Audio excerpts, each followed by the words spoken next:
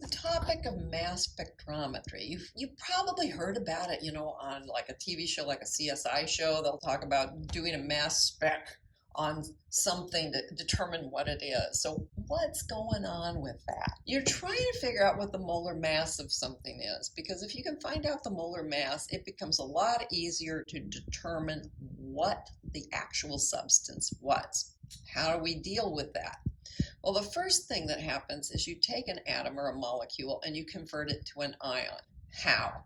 You slam it with a high energy electron. That causes this to undergo some sort of a change. Some of them are more drastic than others. A very simple change that might happen is the original high energy electron continues upon its merry way, but it also manages to slam out another electron that was originally in the sample. So the sample now is still the same atom or molecule, but it has a positive charge because it lost an electron, and minus a minus is a plus. Now that you have something that's ionized, you can separate it out by running it through a magnetic field or an electric field, either one, like the CRT screen that we looked at earlier, right? And we can figure out that mass to charge ratio will change the direction that it will flow. So these fragments with positive charges will be attracted to a negative plate electrically, and so they'll curve in a direction, and based on how they curve and how heavy they are, there'll be a different curve, because if you're trying to change something that's really heavy, it's much harder to get it to take a curve than it is something very light. Just like if you're driving a heavy truck versus a really light car, a really light car can make those really fast turns, a really heavy truck can't. Right? So it's the same idea. So these mass spectrums that you get, again, we'll have a picture, because just saying the words isn't very helpful. It'll have a graphical display. It'll have the mass to charge ratio on the x-axis and an intensity, how many of them exist, on the y-axis. This helps us determine the mass of the fragments, how many of them there are. And there are certain fragments that are very common that show up over and over again. Okay, here is a graph of what you might come up with. You're trying to use this to figure out the isotopic abundance. In this particular case, we were talking about isotopes. We were saying that a particular element would have different isotopes that would have different masses.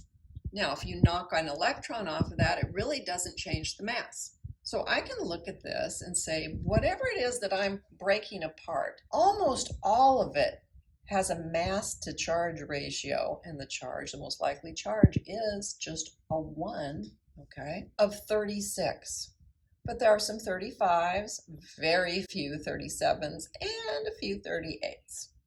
Okay, so what could that be? So we're going to, first of all, look up here for something that is in the range of, and we're looking for mass, not atomic number. Look at this chlorine. That looks like a good possibility, because we said there was 35s and 36s. Okay, let's see if that might be what we're talking about. I can just sort of look at this and say, relative intensity. I gotta spend some time thinking about this.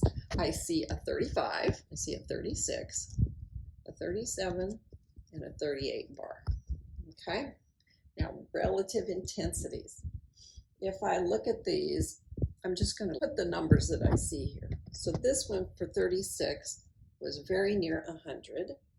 This one at 35, well, gee, I guess I'll call that 15. It's somewhere between 15 and 20, but I'll call it 15. This one at 37 looks like it should be about 5, and the 38, that looks like about 30. If I sum all of those up, I'm going to get 150. So having done that, I can say that this one then is 100 out of the 150, and it's about 2/3 of the total. So most things have this mass of 36. This chlorine, it's actually closer to 35 than 36. Maybe this isn't an atom. Oh, and then somebody tells you, oh, no, that's a compound. And you're like, whoa, oh, well, okay. Thank you. So what could I add to this that wouldn't make it too much bigger? A hydrogen would work. So it turns out that this particular graph that we showed is in fact hydrogen chloride. you could do other things to confirm that. Because if it's hydrogen chloride, it's an acid. You could combine it with a base and see if it changes pH. There's various things you can do. But see, this would be a very nice place to start because it gives you an idea of how many there are. Think of it as a bar graph because that's essentially what it is. It's telling you what masses appeared and how often they did. It turns out, though, this wasn't just an element, it was hydrogen chloride. This is star 12. It's got its own star. There's two different ones here. There's A and B, all right? So they say this one's acetylene, and they're showing you what it looks like. They say it's C2H2. Now I'm going to say a few things about it that you don't know about yet and we haven't even talked about yet. What this would look like would be a molecule that looked like this. The carbons are attached to each other, and each of the carbons has a hydrogen attached to it. This stands for a triple bond. We haven't talked about that yet. But one thing I do know, just from looking at the formula, is it's 2 carbons and 2 hydrogens. So I can add that up. Essentially, it's 2 times 12 for the atomic mass. I'm rounding a lot, okay? So if you keep going, you find out 26 is what it would weigh. Oh, now let's look at this graph. We can see the tallest peak is actually at 26. That would be acetylene that had lost 1 electron, so it has a single positive charge, but the electron didn't affect the mass because the electrons are so much lighter. So this is your most likely thing that happened when you slammed a high intensity, high speed electron into it, is to just turn it into a single positive charge on what was left of the acetylene. And you can see, well, you might knock off a hydrogen. If you knocked off a hydrogen, it would be 1 unit less. It would be a mass of 25.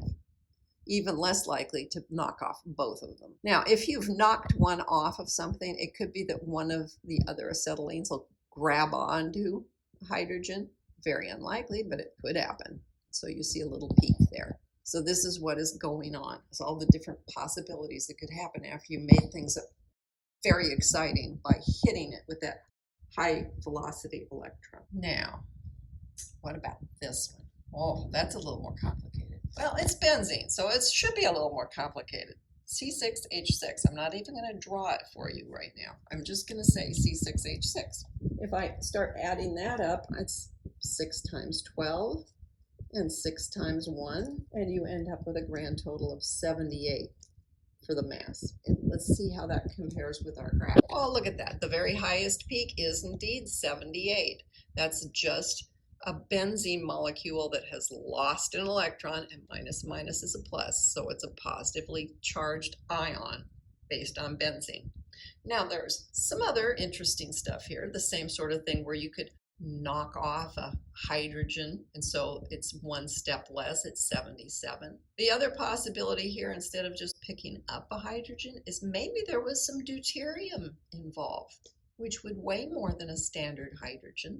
So it's also possible that's a reason why this would be up at 79. But the real question is, what are these? Where did they come from? And let's look at this 78 for a second, because that's what we know the sample was. That's a case of us knowing what the sample is and what it looks like. If I take 15 and I add 63, what do I get? I get 78. Oh, how sneaky is that? Okay, this tallest one's a 51, but the next one's a 52. What's 52 and 26? 78. What's 39 plus 39? 78. So these are fragments. This has fallen apart quite a bit more significantly than the acetylene did. The benzene fell apart in more different types of fragments. What might those fragments look like? Okay, well, what would a 15 be? How can I get a 15 out of this?